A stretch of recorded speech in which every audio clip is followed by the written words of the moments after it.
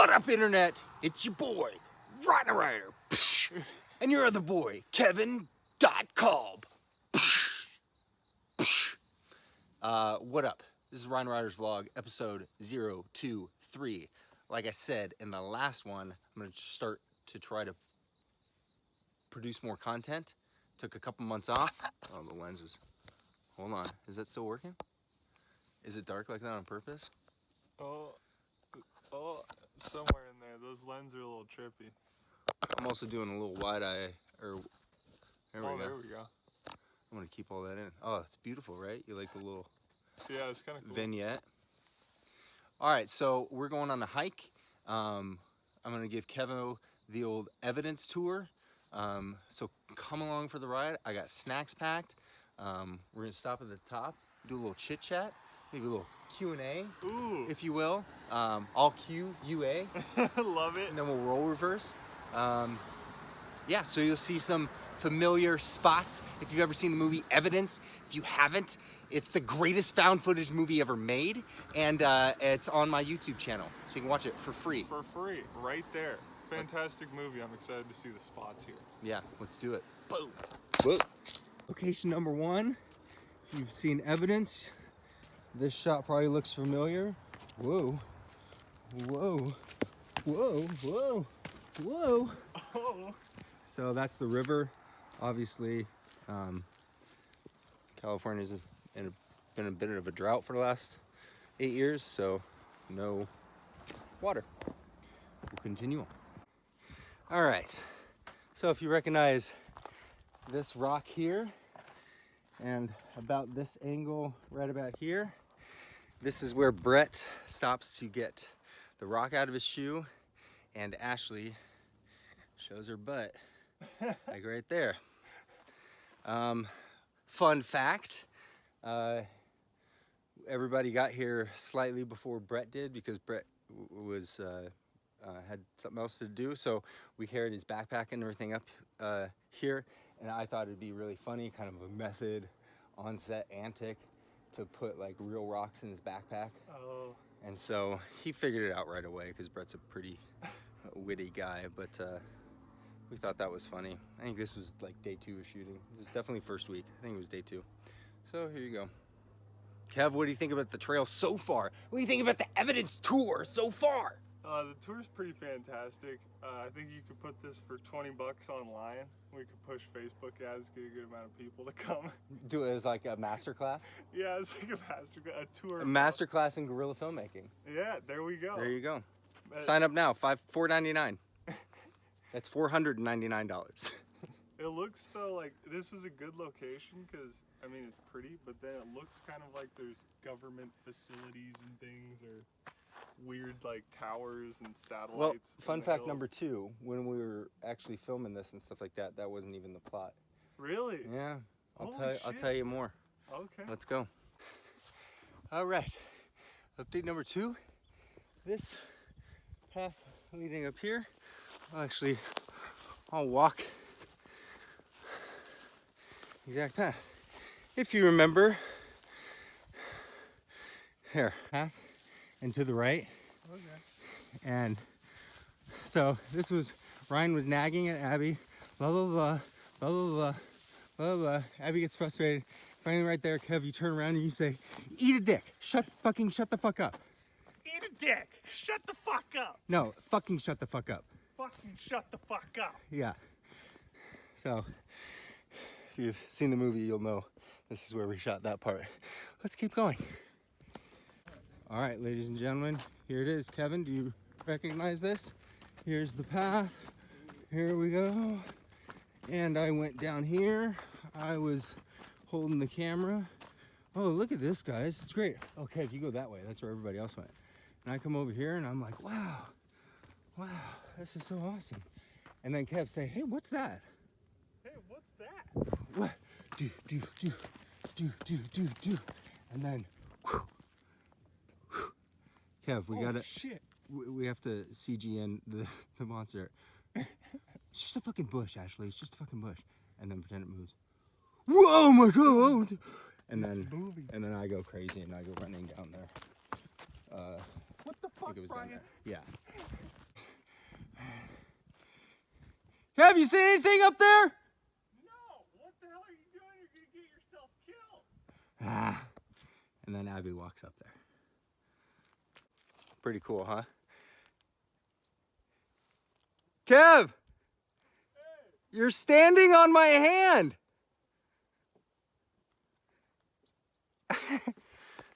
All right, so I was thinking, let's do past, present, and future. We'll do one and one. Mm-hmm. Past, present, or we each do a past, present, and future. I'll ask you something about the past, could be your personal past, movie past, whatever, and then ask a question about the present and something about the future. Okay? I'm going rogue. Okay. I just thought of this morning. Okay, so past. Your favorite. Might sound weird. Your favorite toy or activity to do when you were by yourself from age 5 to 10. Ooh. Oh, this is a good one. So I liked creating little civilizations like cities and stuff from all my toys and all my Legos, kind of like Canon does with things. I was gonna say Legos. Yep. And I had this this plot of land in our backyard where a shed used to be, and I was allowed to transform that into a city. So I created like these little bridges and stuff and like canyons, because I would dig out the dirt. Yeah. And then create all of the geography for it. I did the same thing. Put stuff on it. All right. Your turn. During the time that you first started to come up with evidence, what would you describe yourself as if like I met you at a bar? Oh, fucking. I was super positive. Super positive, invincible. There's nothing I can't do. My shit doesn't stink. Arrogant. Yeah. That's pretty powerful, though. Do you think that helped you make the movie? Helped me make the movie, but hurt me in the end. Like, you know, that's part of the reason why I never made any money off it. You know. Why would you say that? For example, like Paramount called me and like screened, you know, and they loved everything except for the ending. And so Really? instead of saying fuck, we'll change it, you know what I mean? Like, you know, yeah. let's work on it. I was like, well, that's how it is, you know. Oh, okay. Because you were you. like, this is my baby. I was like, yeah, fuck you. We wanted, you know, and actually in the end, it's like it's a good thing, because if we changed it and it made it just like every other found footage movie, it wouldn't have been as good. Yeah. But also I was so cocky that all I had to do was make this one movie, and then everybody would come flood, but I had nothing else like in my pocket. I see. So you needed something else while you were hot Yeah, to catch you have to. attention. Yeah. Yeah. All right. Present question. Let's see. Present question. How do you ask a present question? All right. Something about At this, moment. take 3 seconds of silence, and then tell me the first thing that comes into your mind. Okay.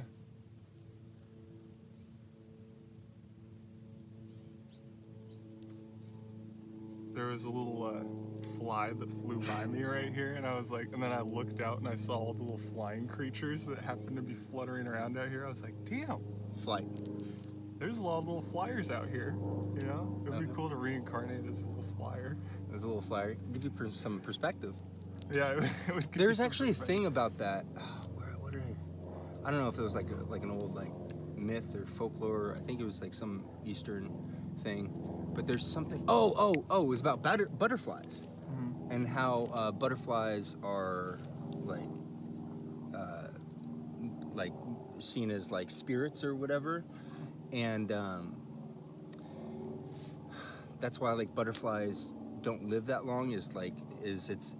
Butterflies are the first incarnation of a spirit coming before it takes over a human body. Oh, that's So it comes down to Earth for a very short amount of time, but then grows wings, turns into something that can fly, so then it gives you that perspective that you need like in a human form to be a good person. You know what I mean? Interesting. It's something along the lines of that. So. If that was true, then every human would have experienced being like a caterpillar first and going through two metamorphoses. It's the whole, it's that whole life cycle thing is like that. That's one of the theories. Like you come down and before you enter a human body as a butterfly. Because that's kind of what it feels like in life. You're just kind of and like every year, I think it's like in the Amazon jungle or something like that. These like monarch butterflies, and there's like millions maybe. All come to the same area all at once, and they're like, you know, the theologists are like, that's like a spiritual like hub, like epicenter of like, you know, I don't know, it's kind of cool, interesting. All right, present question. I liked what you did there because it's kind of like right in your meditation. Same thing. So I'll count down with my fingers and just do like a meditation type of thing. I already know what I'm thinking about. I didn't even need 3 seconds. I think about this a lot when I come up and sit on these rocks, like when I come on the mountains, and just like the density and like, I don't know, just the density of this. Like when if you try to picture, I always do this, if you try to, like the surface is very easy to see and feel and touch, but I try to think of what like 18 inches down feels like. That's interesting. You know, like, I don't know, like it's this dense and this hard, like deep down. So like if my hand was somehow able to like fuse or metal, my hand wouldn't be able to move. Whereas like, I don't know. I always think, and like if you go straight down from here, straight down, straight down, you'll eventually hit the middle of like the core of the earth. That's at any ridiculous point in to me. at any point in on the entire planet, unless you're one of those flat earthers. Where do you just hit come the out ice the wall? bottom? Yeah. Just But shit out. if it, like, right? I mean, I'm pretty sure that's relatively correct. Like, if you just pick any spot on the planet and go straight down, you'll eventually hit the core, right? Well, I mean, always that would be the idea. I mean, the Earth's kind of oval, so you might miss by a little bit, but I think it's just supposed to be a big fat ball. The Earth's oval? Super hot. Yeah, it's a little bit oval, just slightly. I guess that makes sense. You So want a it granola like bar tilts. or a orange or another orange? Granola bar. All right. Last one. Future question. My future question to you.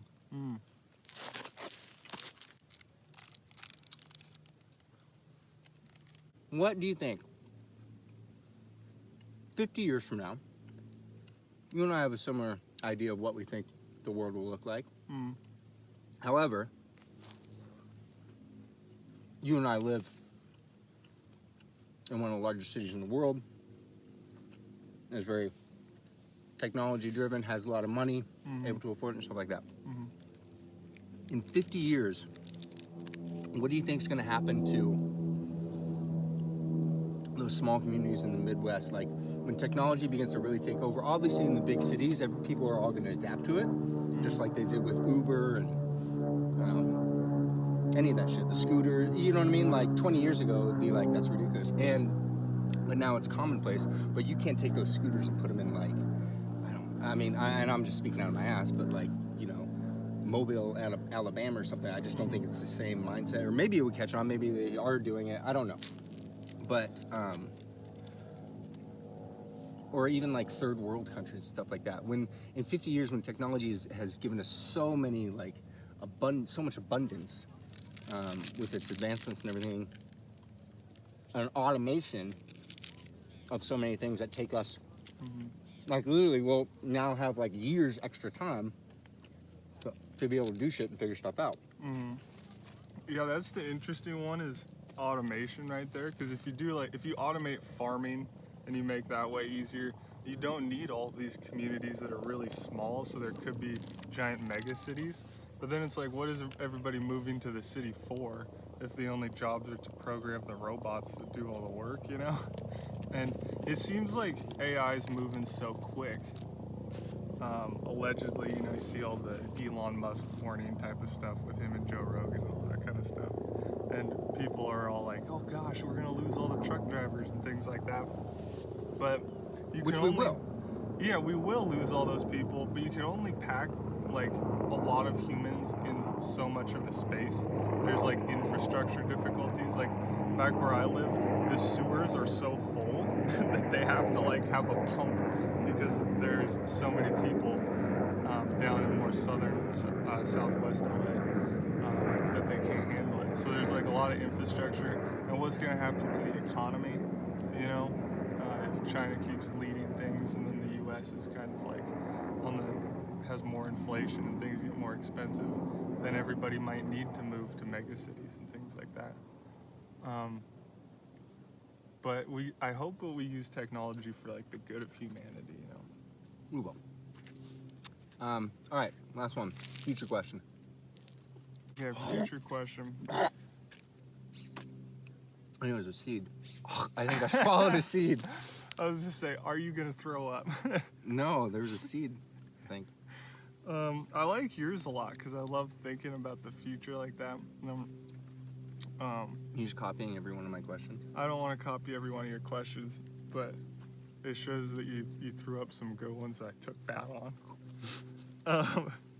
So, what do you think in, say, like 30 years, what the film industry will be like? Are people going to watch movies? Are people going to just be using Facebook? I predict in 30 years. Here's my prediction. Here's my future prediction for you. You'll love this. Okay. We're gonna see a resurgence in theatrical cinema. Really? Mm-hmm. Really? Why do you think that? Because we're gonna figure out all the problems that we have. Technology has started to infuse into theatrical films with Movie Pass and Amazon or AMC, whatever. But they're doing it all wrong. They have no fucking idea what they're doing because the people that are running it are old, rich white dudes that don't understand technology or the future of where cinema is going. That being said, eventually Netflix and Amazon and Google will all figure it out for them and know how to reconnect because people love going to the movies. Mm-hmm. It's an amazing experience. It is, yeah. So it doesn't matter, ease, whatever. It doesn't matter. Cost, doesn't matter. People will always go to the cinema. People love going to the cinema. So as soon as technology catches up with it and gives them something that they are like happy and that's convenient and saves them time and isn't a hassle, it's a win. All day long. What do you think about like what's the majority of things people are gonna watch like at their homes? You know? I don't know. Weird program, but like a lot of like Facebook, you know what I mean? Like Yeah. a lot of just random stuff like this. Like this might be an entire channel where some dude just like comes up here and has like Elon Musk, you know what I mean? Yeah. Takes him on a hike and then sits up and talks to him or whatever. And it gets 40 million viewers a week. Yeah, and you know, you never know. And it's been really fun to watch because like Marley, my girlfriend, just watches like Facebook videos as if it's TV. I know. And she follows these pages that have like good stuff and they'll rip things from Well, TV. and now the talent. Elizabeth Olsen is doing a TV series that's only on Facebook Watch. Will Smith and his wife have a show that is only on Facebook Watch. It's turning so hard. I mean, like, it's so blatantly obvious to me. It's really cool. What I've noticed is that people like highly like unique things, like things that you would never have been able to see on TV before. Like people will send videos of like, you know, there's like a donkey bull walking and it just has huge nut sack and it's just flopping back and forth, and that will get shared to like all of my friends because somebody thought that shit was funny. So you never know. You never know what's going to be out there, and as things can be more unique because everybody has a camera, people will just keep watching it. All right. Well, good talk. Yeah, that was wonderful. We're going to finish up our hike. RYNORYDER here. Howdy there, Kevin here. See you later. Snack time with Ryan and Kev. Are these people going to get angry when I throw orange? Who cares? I'll just roll it off the edge. Rhino and Kev are here, just continuing up our hike. We were just discussing, would Kevin make a good valet driver? Leave your comments below and let us know. Thanks for letting me take your car for a joyride. Kev, you have 8 seconds to give your why I'd be a good valet driver pitch. Go. Oh, okay. So I look really good in the clothes that valet drivers wear. Number 2, I'll say some funny stuff to you when I say. I'm gonna guess that was 8 seconds. We'll see if I'm close.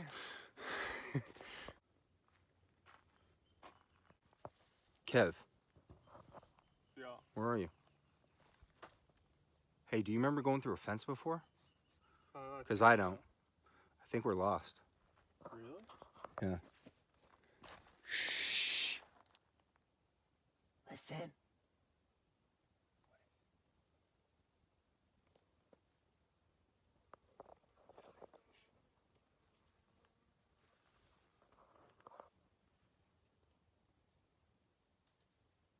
Oh my God! Oh. Stupid. Success, young Kev. Whoa. It's like from videos, music videos from the 90s. So when I zoom in, put your head like, what? Okay, ready? What? What? What? Yeah. Thanks for watching, everybody. Finished our hike. Good little combo at the top, little snack break. Hope you enjoyed watching. Kev, what should they do?